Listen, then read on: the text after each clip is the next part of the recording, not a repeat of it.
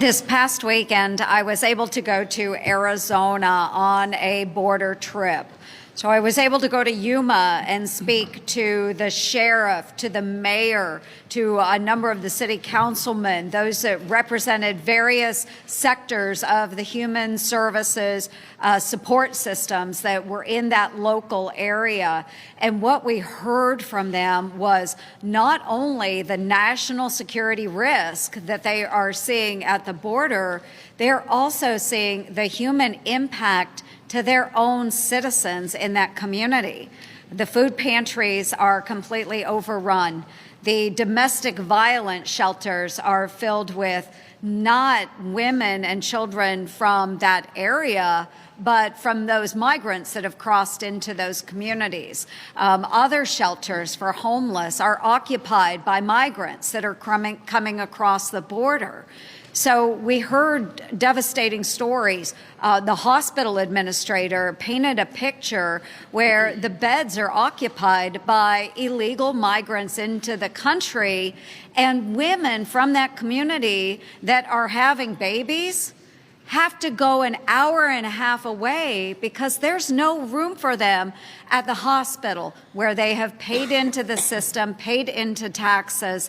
They don't get support from those local entities anymore. So we see all of these constituencies, those that have worked and grown up in the Yuma area, being forced out of their own local supports because migrants have come over and have taken over all of those areas. But while we were there, we went out on the border as well, and we were able to see sections of the wall that had been erected during the Trump presidency. We saw some different type of fencing that had been erected during the Biden presidency. And then we saw unused portions of border material. Okay, so this is material that could be used to build the border. Does anybody see any irony with this picture? So I was at the border. These are the unused sections. And what's surrounding the unused sections to build the wall? It's a fence.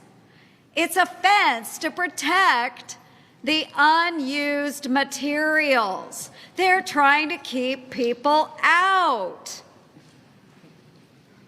It's rather ironic that now we're protecting unused sections of the border wall, but this president is absolutely unwilling to protect our own nation.